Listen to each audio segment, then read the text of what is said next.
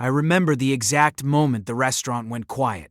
Not because someone dropped a glass, not because a fight broke out, but because a shy deaf girl, sitting alone at a table, suddenly realized that the blind date she had been waiting for was never coming. Across the room, a group of coworkers were laughing. Quietly. Cruelly. They thought it was the funniest prank they had ever pulled. What none of them knew was that someone else had just walked into the restaurant. Someone who noticed everything. And 5 minutes later, that same room would fall completely silent. If you enjoy stories about kindness, humanity, and the unexpected moments that remind us there's still good in the world, make sure to subscribe and like the video. Today's story is one of those moments, the kind that stays with you long after it happens. This happened about 3 years ago. At the time, I had just started working at a mid-sized marketing company in the city.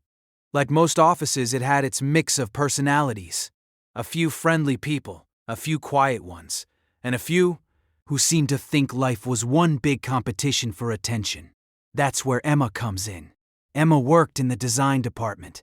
She was deaf, not partially deaf, completely deaf. And if you didn't know sign language, conversations with her were usually done through texting or quick notes. She was incredibly talented. Her designs were easily some of the best in the entire office. But socially, she stayed to herself. Emma was the kind of person who quietly ate lunch alone, not because she wanted to, but because she never quite fit into the fast-moving conversations happening around her. People talked over each other. Jokes flew too fast. And by the time someone typed something out for her, the moment had already passed. So most days, she just smiled politely and kept working. I always thought she seemed kind, just invisible to most people. Unfortunately, not everyone saw it that way. There was a small group in the office who thought Emma was awkward, and instead of showing a little empathy, they turned her into a joke. It started small, whispering comments, rolling eyes, laughing quietly when she misread a situation. But one Friday afternoon, they decided to take it too far. Someone had the brilliant idea to set Emma up on a blind date, except it wasn't real. They made a fake profile online, pretended to be a guy who had seen her around, and thought she seemed interesting. Emma hesitated at first. You could tell. I remember seeing her read the messages during lunch one day. Her eyes moved slowly across the phone screen. Then she looked up, and for the first time since I had known her, she smiled. A real smile, the kind you can't fake. Eventually, she agreed to meet him. Saturday night, a small Italian restaurant downtown. She even told a few people in the office, not in a bragging way, more like someone cautiously hopeful. One of the coworkers who had planned the prank even helped her pick the place. The entire time, they knew the guy wasn't real. Saturday night came. And this is the part that still makes my stomach tighten when I think about it. Emma arrived early. You could tell she had tried really hard. Her hair was carefully done, a simple blue dress, nothing flashy, just someone clearly trying their best. She sat at a small table by the window. Every few minutes she checked her phone, then looked toward the door. The waiter brought her water. She smiled and thanked him. 30 minutes passed, then 40.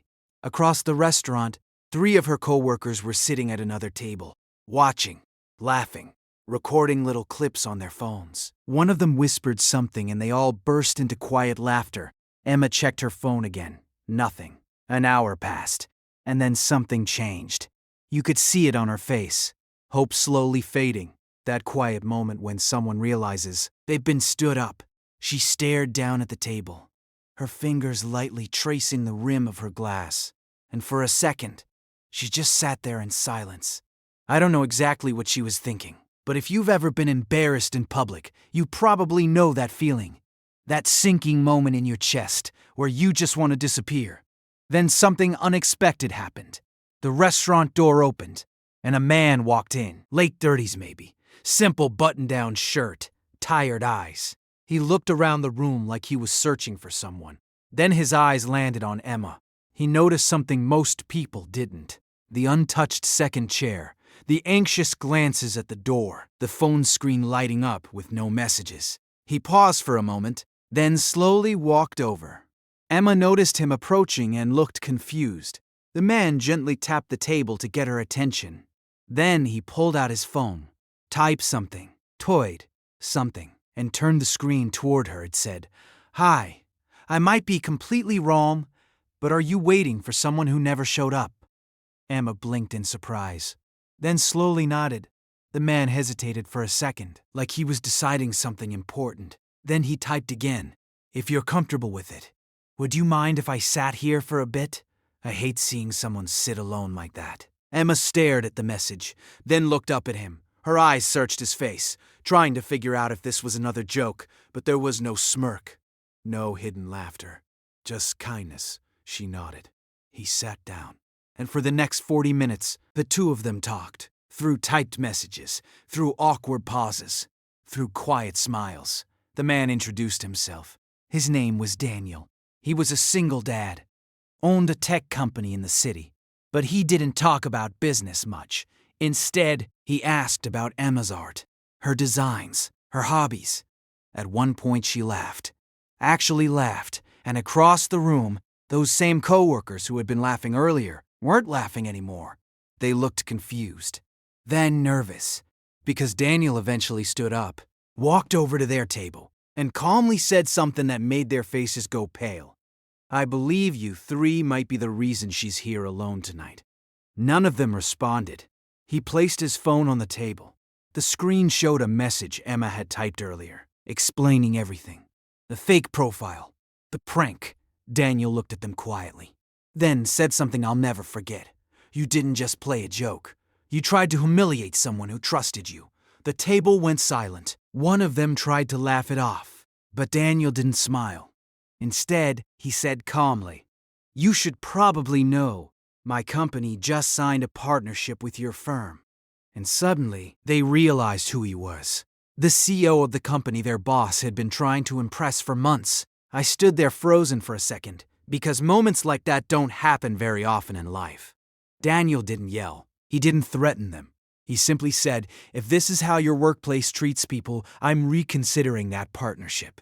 Then he walked back to Emma's table and finished dinner with her. Before leaving, Daniel typed one last message. Emma read it slowly. Then her eyes filled with tears. The message said, "You deserve better people around you. And if you ever want a real dinner, without jokes, I'd be happy to take you again." Emma smiled. Not the small, polite smile people saw at work, but the kind that lights up someone's entire face. And for the first time that night, the room felt warm again. Sometimes the loudest moments of kindness happen in complete silence. A stranger noticing someone who feels invisible. A simple decision to sit down and talk. To treat someone with dignity. Because the truth is, most people don't remember the jokes, but they never forget the moments someone stood up for them.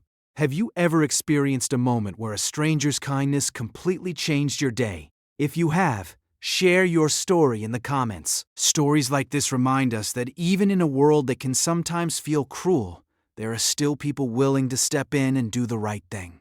And if you enjoy stories that restore faith in humanity, don't forget to subscribe for more.